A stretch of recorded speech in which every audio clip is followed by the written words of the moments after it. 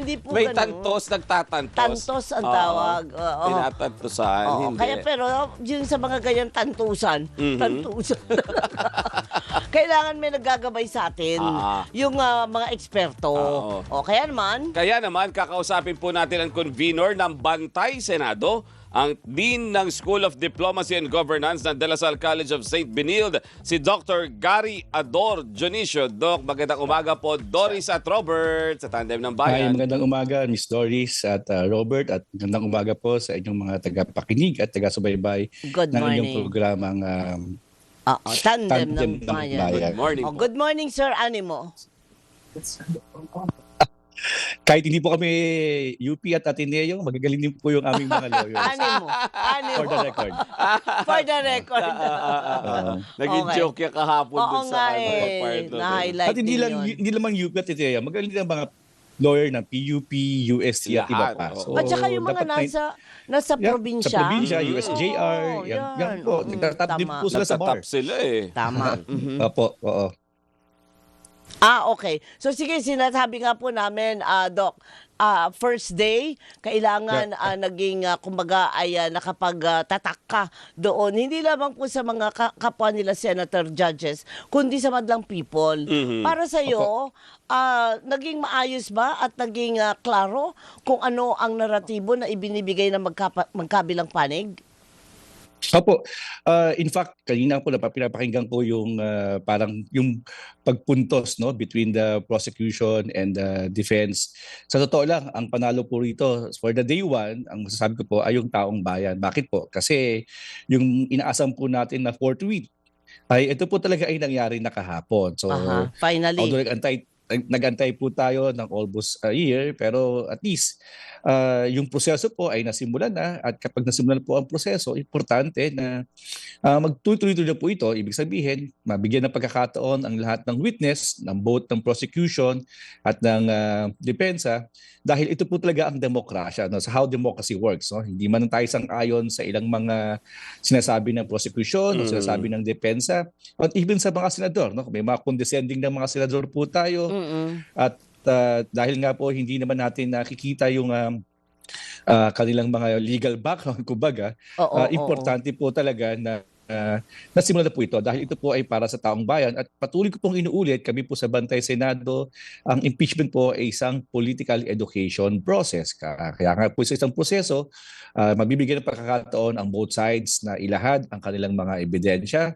At the same time, ay matuto po tayo sa lahat ng mga nangyari sa atin in the past, and hoping na hindi na po ito maulit sa mga susunod na panahon. Lalo na 2028 is just around the corner. Correct. Opo. Doon sa nangyari kahapon, unahin natin sa impeachment court per se, Dr. Gary, sa panig ninyo, questionably po ba talaga na may ibang presiding officer na namuno bukod sa Senate President? Ang nakalagay po sa Constitution, ang maliwanag na dapat mag-preside kung ang nakasalang o ang dapat ilitis ay yung presidente ng ating bansa. That's what happened during the time of era. Di po ba na si Aquilino Pimentel Jr. at the same time si Chief Justice Hilario Davide ang umupo. Pero aside from the President ay silent na po ang Constitution kung sino. At I agree do sa statement ni Senate President Win Gatchalian. Napakabigat po ng tungkulin ngayon ng Senate President. Marami pong mga dapat i-shepherd na mga batas na napagkasunduan doon sa LEDAC. And at the same time, tandaan po natin, this is also an opportunity for us to learn again dahil paano kung may ma-impeach naman halimbawa na other constitutional bodies like ng COMELEC, ng COA. Baka hindi naman talaga kailangan ang Senate President ang umupo dyan. No? Baka pwedeng magtalaga sila base na rin sa karanasan, kakayahan at napagkasunduan ng mayorya. So I don't see any problem with the installation of presiding Officer Chis Escudero. Perhaps this might be an opportunity for him to at least show his skills, and at the same time yung pinangako niya nung siya yung Senate President na magiging isang patas ang impeachment court. Ito po yung pagkakataon ma-redeem niya yung kanyang mga sinabi in the past. Opo. Totoo yun partner Doc Gary, di ba? Dahil ang impeachment court, tututukan mo talaga, sabi mo na kung 7 months, 8 months yan, depende doon sa hinihingi na Oo, trial dates, oo. partner. Imaginein mo yun kung ikaw yung Senate President, Google ka ng sobrang oras para dyan. Tama. Ang tanong, paano mo nga ibabalansehin doon naman sa legislative work mo? Mayroon ka budget na papasok na by this August na Oo. kailangan mong desisyonan. And then, may mga priority bills na kailangan Meron pa kasi mga ganyan natutukan. Oo. So, kung ikaw din ang nagmamanage ng impeachment court at sa'yo din yun, mukhang definitely meron mapapabayaan. Pero sa case na to, dahil dalawa sila na nakabantay na nagli-lead, di ba, dito sa trial, pwede talaga, lalo na yung mga economic relief programs na pwedeng gawin, mababantayan din ng Tuloy Senate pa rin. President. Oo, tuloy pa rin. Yeah, Oo. I agree with that, no? Kasi nasa extraordinary time nga po tayo, ang daming mga challenges not only in the aspects of politics but also in economics in particular, no? At ang daming mga dapat tugunan at hindi dapat ito nakabinbin. No, wag nating gamitin yung Senado lamang, sabi nga, for a political function, dahil tandaan natin, in accordance to the Constitution, yung impeachment responsibility, yung impeachment court, isa lamang yan. Hindi yan end-all, be-all na trabaho ng ating yung oversight. Although sinabi naman po ni Senate President Wing Gatchalian na siya pa rin naman ang may oversight nitong impeachment court. Correct. And at the same time, yung mga challenges that we are facing, no, yung pagharap itong sa mga natural disaster, climate change, at iba pang mga economic concerns. At yun, ito nga yung mga issues na nag-unfold ngayon. Nagkakasimula natin itong sa issue nga ng mga kabataan natin, no, na parang nagiging hobby na ata yung paglabag sa sang-ayon sa batas. So these are the things that must be addressed as well, no, ng ating Senado. Opo. Prof, kayo na rin nagsabi, partner, sabi ni Prof kanina, ang panalo sa day 1 ay ang taong bayan. Dahil finally, andi dito na yung fourth with. Pero sa pagbaba po sa atin ng fourth with, ay wala naman po tayong nakita na akusado. Hindi po siya umapir. Ano bang ang pwedeng masabi natin na consequence po o kung meron man yung hindi niya pagdalo po sa first day ng trial? Kami nga po sa Bantay Senado, simula pa ang panawagan nga po namin mula sa pre-trial, dapat ito po ay open. At ngayon po, sana po ang panawagan po natin sa ating butihing Vice Presidente ay humarap po, no, sa trial na ito, dahil kung ang paniniwala naman po niya ay wala po siyang dapat ikatakot, wala lang po dapat siyang maling pananagutan o pagkakamaling mga paglabag sa batas, I think there is no reason for her not to be present, no, in this trial. Pero syempre, first day pa lang naman po. Baka we're hoping sa mga darating na araw ay mag-appear na po si Vice President Sara Duterte. At maganda nga rin po, in fact, no, mabigyan din siya ng pagkakataon, no? Although sinasabi ng mga ibang abogado, no, meron tinatawag tayong right of self-incrimination, against self-incrimination. Although we respect that, ang problema kasi natin dito ay importante makita ng mga taong bayan, no, itong nangyayari. At ang sabi ko nga rin, no, naisip ko rin, Robert and Miss Doris, no, Opo. if I may propose sa ating Senado, sana meron tayong mga translation sa Cebuano, sa Ilocano, itong impeachment proceedings, no. Sana nga po ito'y Tagalog na patakbuhin natin para yung ating pong mga ordinaryong mga mamayan ay makaunawa doon sa mga legal jargon and terminologies na binabanggit. Tama. Sana masimplehan po ito dahil at the end of the day, ang panalo po dito ay hindi ang depensa ang prosecution. Ang panalo po dito ay ang taong bayan kung ang impeachment process ay magiging matagumpay na may tataguyod at tatakbo. At makikita natin na dapat ito pala ang rule of law, ito pala ang demokrasya. Hindi po pwedeng kung ayaw mo ay i-EJK mo na. Hindi po dapat ganoon eh. And this is democracy, no? Hindi po tayo dapat pare-parehas ng mga pananaw, but we continue to flourish as a nation and we continue to abide ating mga democratic institution and we continue to follow the rule of law. So ito po sana yung maging purpose nitong impeachment proceedings na ating kinakaharap ngayon. Opo. Pero partner, pinayagan ba na pwedeng magtagalog?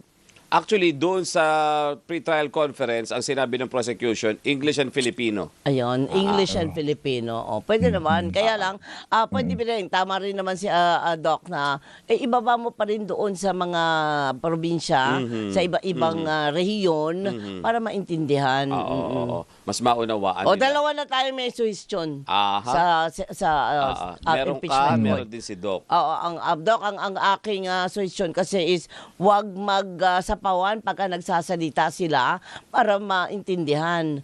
Kay Doc naman, ibaba mo para maintindihan ng lahat.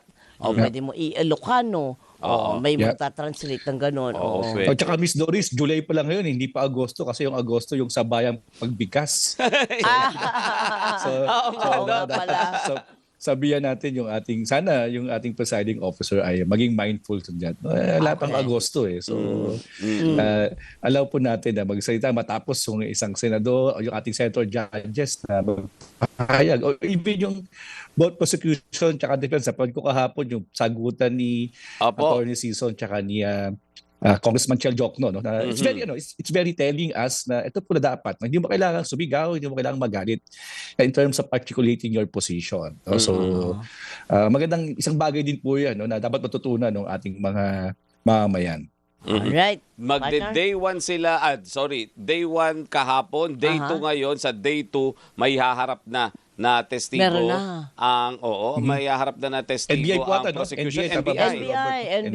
NBI. Oo. Ang publiko ng Doc Gary, ano po dapat ang bantayan sa pagharap nitong mga taga-NBI na to? Kasi ang una nilang pag-uusapan na article, yung grave threats eh. Yung pagbabanta. Pagbabanta. Oo. Opo. sa buhay. Alam mo, importante yan kasi pinapakinggan ko kahapon yung isa sa mga linya ni Attorney Sison. No? Sinasabi niya na si VP Sara po ay inelect ng 32 million votes. In fact, although ang sabi nga ng iba ay wala namang kinalaman yun, no, sa kanyang mga pagkakamali, no, sa kanyang articles of impeachment kasi medyo logical fallacy yun. But on the other hand, pwede mo rin tingnan na kung yung 32 million ba yun ay nagtiwala kay VP Sara na dapat siyang tupdin anong nakasaad sa konstitusyon, maging magandang halimbawang public servant, ay nakitaan ng mga statement. No? Hindi ito freedom of expression dahil first time ko nakarinig ng Vice President na nag-threat ng presidente. No? Inaaral namin global governance. So, wala pa tayong ganyang insidente. Dito pa lang sa Pilipinas. So importante na dapat nga talagang masuri itong statement na ito at makita rin ng 32 million na bumoto sa kanya na ito ba ang karapat-dapat na maging imahe, maging kondukta ng isang public servant, lalo na ikaw ang pangalawang pinakamataas na pinuno ng ating bansa. I think yun sa ang dapat nating idagdag doon sa statement ni Attorney Sison kahapon, no, na dapat accountable siya, hindi yun exemption dahil 32 million ng voters niya ay may exempt sa kanyang sa mga actions kasi culture of impunity po yun di po ba? Kaya importante talaga na ma-reach yung 32 million na mga bumoto sa kanya at mapaliwanag na suriin yung maigi kung karapat-dapat ba ang ganitong kondukta, behavior, no? Opo. At mga asal ng isang public servant. Alright. Partner, papakawalan natin ba si Doc? Oo. Pakawalan na natin. Pero, hindi po kami titigil ng pagbabantay. Kung kayo po ay magbabantay Senado, kami naman po ay magbabantay sa Opo. bantay Senado. Dahil kailangan po namin na inyong wisdom. Patuloy po yung mga ganitong watch party pagkakataon. namin. May watch parties. Yeah. Oo. May mga Ay, watch good. party po kami. Ayan. At meron din pupunta ng mga members ninyo sa Senate mismo, sir. Meron po, in fact, kahapon may pumunta po kaming mga miyembro at nag-observe sila. Kasi yun po yung kanilang mga nire-report po doon sa committee, sa community that we established nga. Ayan. Okay. Okay. So, malaking Doc, bagay po maraming yan salamat para sa po. Maraming salamat at mabuhay. Maraming pong salamat po. Good morning din po again, Miss Doris and Sir Robert. Salamat Mag-ingat po po kayo. si Dr. Gary Ador Junicio, Convenor ng Bantay Senado at Dean, School of Diplomacy and Governance ng De La Salle College of St. Benilde. Animo Lasal. Oo. Ano ba yan, partner? Tanong ko pala, yung mga audience, di ba sila ay nag-register online, kaya sila nakapasok. Pagka yung day 1, nakapasok ka, pinagbigyan ka, ibig ba sabihin nun, sa buong linggo ay pasok ka na? Doon na sa particular